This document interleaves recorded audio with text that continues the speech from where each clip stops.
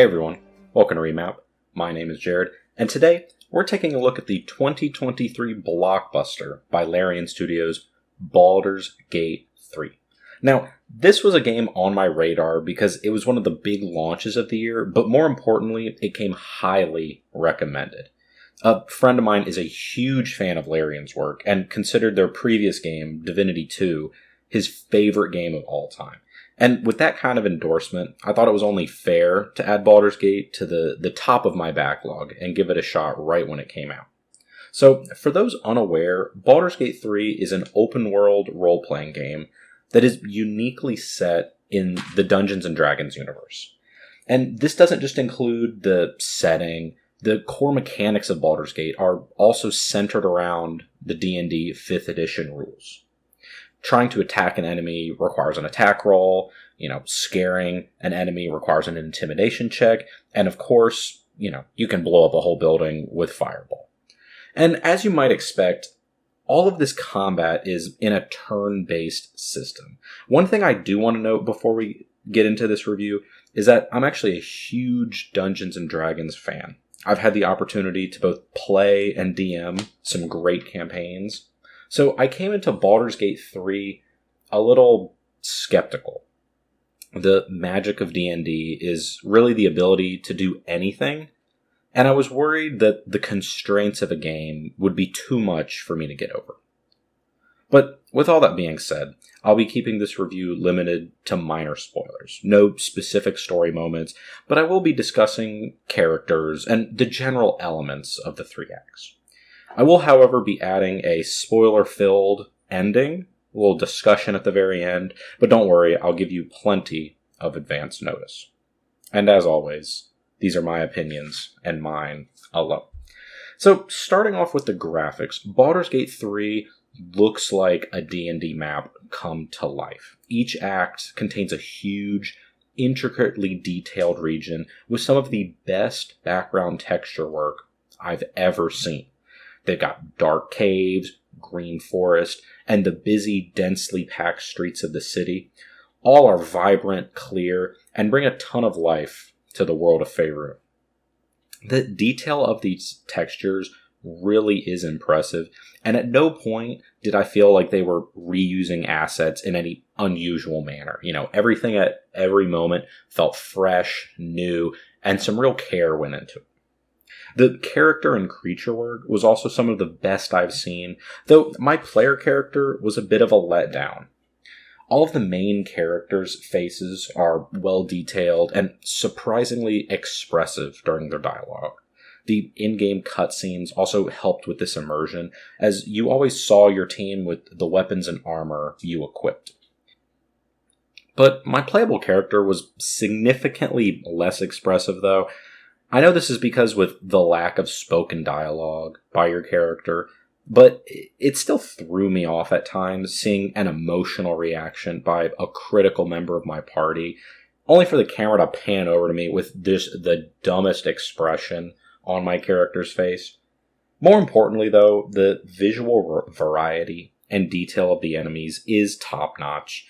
Talking with and fighting giant demons, little sneaky goblins, or even enemy humans never got stale or repetitive with the great variety that this game provides. And the gameplay of Baldur's Gate 3 was, I think, the best implementation of a tabletop RPG.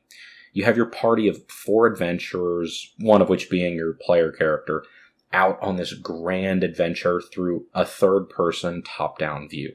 You can walk around and explore the map in real time, but when it's time for combat, you roll initiative, the turn order pops up, and you enter a turn-based mode.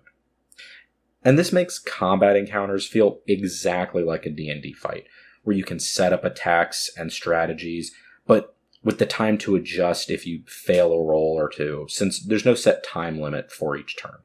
I really did enjoy this combat system and found myself seeking out fights just to get more time with it. They really did a great job of implementing the gameplay and the feel of a D&D campaign into a video game that controls well enough on controller.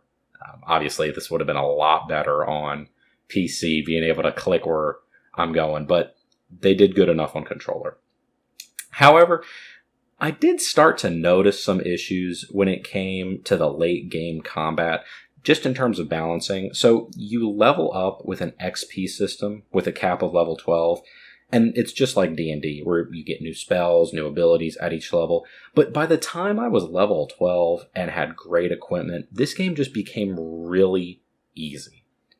There's 3 difficulties, and I was playing on the medium one. But by the end of the game, most combat encounters would just be a couple of turns, and there were never any high stakes or worry of failure that I felt in the early game, back when I had, a much lower health pool and fights where really had high stakes.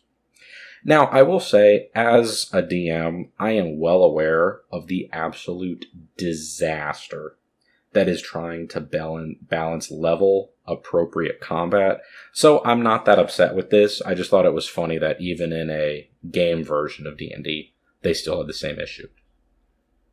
Now, unfortunately, preparing for this fun, engaging combat is an absolute chore. The inventory management system in Baldur's Gate 3 is flat out terrible. I have nothing else to say about it other than it sucks. You have to spend so much unnecessary time sifting through the mess of an inventory screen to change weapons, armor, free up carrying capacity, distribute items to my party members. And sending stuff to your camp isn't much better, with there literally just being one giant chest that has everything thrown into it, and you have to sift through it to grab something out of it. But the thing is, not every encounter is going to result in needing to prepare for a fight. In true D&D fashion, you do have a host of different choices to make, both big and small. Some combat encounters can be completely skipped by persuading or intimidating the other party. You can take different routes to your goal, uncovering different secrets depending on the route and the objectives you prioritize. And most importantly, you have critical decisions to make, like who to kill or side with. And this element of choice was one of the main selling points of Baldur's Gate 3, and throughout my 80 hours of gameplay, I had to make plenty of them. And the stakes gradually get bigger as the game progresses. I'm not going to mention any specific spoilers, but as you might expect, there are some crucial decisions at the ends of Act 1, 2, and 3.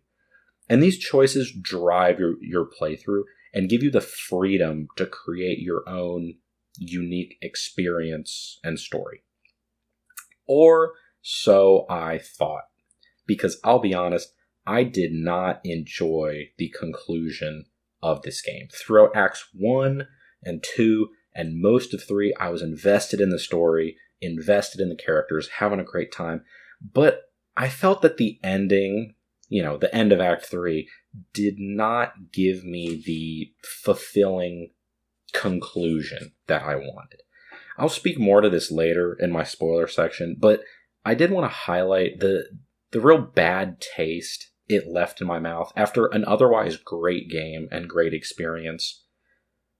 It was just unfortunate, going through the whole thing, getting excited, getting myself hyped up for the ending, just to be left going meh. It gave me a lot of memories of Mass Effect 3, going through Mass Effect 1, 2, 3, just a great, wonderful experience, learning about characters, caring about the story, only for the ending to just be, really? This is it?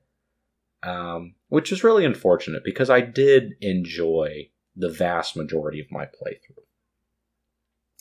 But one of the main negatives, not specifically related to the story, regarding my Baldur's Gate 3 experience was the amount of performance issues that cropped up. I had a host of audio bugs and some minor screen tearing, but what was most annoying were the loading screens. I understand that this is a vast open world with tons of assets, but oh my gosh, I did not spend $500 on a PlayStation 5 for loading screens that reminded me of Skyrim on the Xbox 360. These loading screens are horrible. And what doesn't help is the fact it's a D&D game, so you got to do some save scumming to get some rolls where you save before a conversation, then you reload to the conversation if you don't get the outcome you wanted. That will unironically take 10 minutes because 9.5 of those 10 minutes are just sitting in 45-second long loading screens. And even just adjusting your inventory had some lag, which gets old when you have to do this every few minutes of gameplay.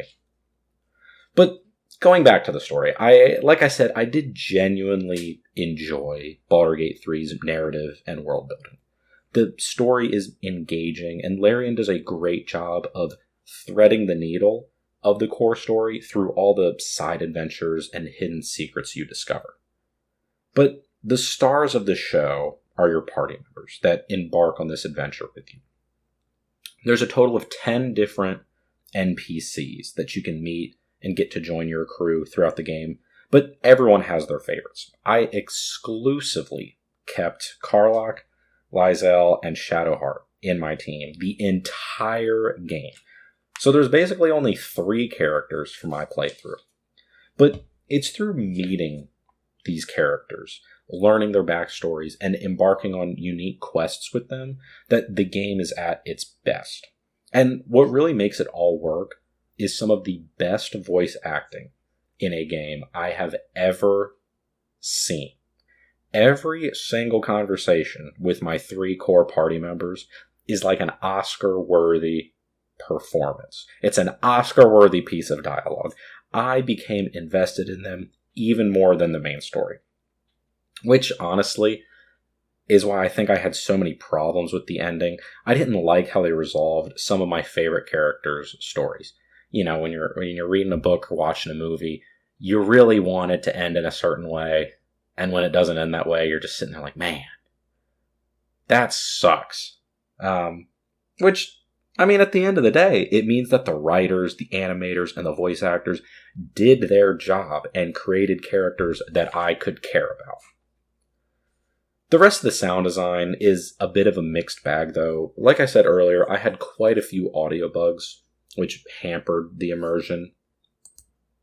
And the effects during combat weren't anything too special, but I did want to shout out the sound effect for Fireball, because it sounded exactly like a spell like that should sound.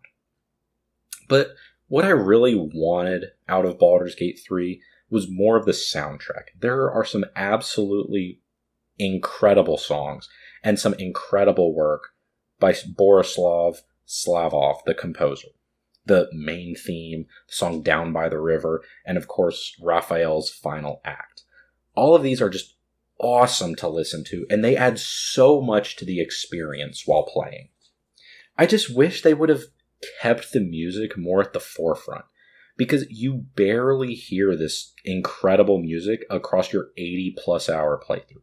Most of the time, you just have your standard background or battle music, which it's good, but when you get that moment once every 15 hours where one of these great songs comes on, they actually let the music sit at the forefront, you just wish there was more. I like to contrast this with how the Persona games use their soundtrack. In Persona 5, you hear the same songs over and over depending on the context. They keep it at the forefront, keep pushing it to you to help build those emotions and themes. And with Baldur's Gate 3, they could have done the same thing by tailoring and reusing some of these great songs for specific characters and context to build emotion. They did do it here and there, especially with the song Raphael's Final Act. And I do want to make it clear, I may sound like I'm complaining about the soundtrack, but Raphael's Final Act is unironically a top 10 song in gaming history. And not to spoil anything specific, but the moment that song is playing was the highlight of Baldur's Gate 3 for me. I just want to emphasize that I really believe there's a missed opportunity for more moments like that, being able to build the characters, build certain themes and story moments by letting the music be more in the forefront, keeping it more top of mind. So, looking at Baldur's Gate 3 as a whole, I found it really difficult to give my final score, mainly because this genre of game is so unique. You know, nobody's out here making Dungeons and Dragons RPGs. And honestly, they pulled it off. This is definitely a game I would recommend and should be considered one of the top games of this year. But after I finished it, I didn't have that feeling I usually get after 50 plus hour RPGs. Like I mentioned earlier, did not enjoy the ending, the conclusion of the story, and of many of the characters. But I'm still going to be giving it an A. You know, it really is a great game that I'd recommend, but I do want to make it clear, I don't think it should get Game of the Year over Tears of the Kingdom. The ending of Tears of the Kingdom, how I felt in my heart, hit me more than Baldur's Gate 3. And that core emotion, I give so many points to in a game if they make me feel that way after finishing it. And I know I was a bit harsh at times. Luckily, it's my review, so I can say what I want. But they really did do a great job, and I'm quite content with giving this game a strong A. But now that we're concluded with the review, I would like to get into some spoiler talk. So if you think you are ever going to play Baldur's Gate 3, I invite you to leave now, and I appreciate you for tuning in. Alright, now I can talk about my main problems with this game. And if you didn't play it, you are going to have no idea what I'm talking about. And this won't be as structured as my review section. This is really more of a time for me to take a moment and complain about what specifically I didn't like about the ending. Mainly, they spent this entire game hyping up Prince Orpheus only for him to be a complete non-factor.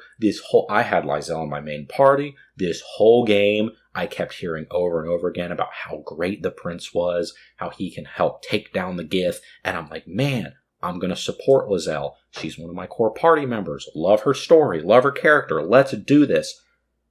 Have to go through the whole House of Hope thing. Go through Raphael. So much work goes into saving Prince Orpheus. Then you have to make a big decision of betraying your ally, the Emperor. Great work all up until that moment. And then they hit me with, oh, by the way, Prince Orpheus does not matter. You know, even if you rescue him, someone still has to turn into an Illithid. And I'm sitting here, faced with this choice going, why? This makes no sense. You're hyping this dude up as being some super powered guy, and at the end of the day, either I have to turn into an Illithid, which I don't want to do. I didn't even use the ancestral touch tadpole or whatever it is to be half Illithid. He shouldn't turn into a Illithid, because the whole point of rescuing him is so he can lead the Githyanki. And then immediately, Karlach goes, hey, maybe I should turn into an Illithid. And I'm sitting here like, hell no, you are my favorite character. You are not doing that to yourself. I immediately reload and say, you know what? We're eating the prince. We're going with the Emperor. The whole point of rescuing him was so this didn't have to happen. And it was so, and from that point, I was just mad. And the entire ending fights and scripted moments from then until the final credits, it was just really buggy and felt out of place. You know, some of the timer segments, there's the ship shooting on like the end of the turn order to certain parts of the map, so you have to move in a quote-unquote quick manner, but it can't be quick because it's turn-based combat. It just didn't feel fun to play. And the whole gimmick of summoning your allies you have made with throughout the game, again, a cool gimmick, nice to see, but at that point when I'm level 12, it is significantly more efficient for me to just use my insanely powerful spells and weapons than to use my whole action on just, let me summon 3 random town guards that are going to get one turned by a dragon. But I was most annoyed by the endings because there was basically just two. I mean, it's either, oh, you destroy the nether brain or you control the nether brain. And then there's just some tiny differences with some NPC cutscenes, but really nothing major. I felt that all my branching decisions just got funneled down into, to me, really generic endings. And I know not every NPC is going to get the perfect ending, a big piece of fleshed out content. Guys like, Minsk that shows up in Act 3, he's obviously not going to get a huge story arc. But why in the world did they treat Karlach this way? Literally the most likable character, my favorite character, the one I was most invested in. They say, oh, by the way, Karlach, the end of your story is either going to be you die or you go back to the place you never want to go to. And it just all around sucks. And I'm sitting here like, you're not going to give me the opportunity, the option to try and do anything to help her? Shadowheart got an incredible arc with the option for a happy ending. Great job with Shadowheart. I loved her story. I loved learning about her. But she wasn't my favorite character. And they did Karlach dirty. And then, like I said, with Lae'zel, how they treat Prince Orpheus, Lae'zel gets screwed over. So really, like I said, I only used 3 characters, and when 2 out of 3 of them I hate how they treated, it's a little bit annoying. I just really wish they had a bank of a couple dozen short cutscenes so I could actually see some differences in how the game ends. Give me a little more nuance based on how I treated certain characters, my relationship with certain characters. I just felt like there was too little variety in how the game ends with how much this game was hyped up as being, oh, your choices matter. Every choice you make determines your story. I really just wanted more out of it. And what really struck home to me was I did the House of Hope right before the ending, and it was so much better. Okay, every aspect of the House of Hope was more fun, more engaging, more incredible than the actual ending of Act 3. So I wish there was a way that I could have ended the game on that moment, because that would have been way cooler. But that is all I have for you today. Thank you so much for tuning in. You've been listening to Remap, the gaming podcast. My name is Jared, and I hope you have a wonderful rest of your day.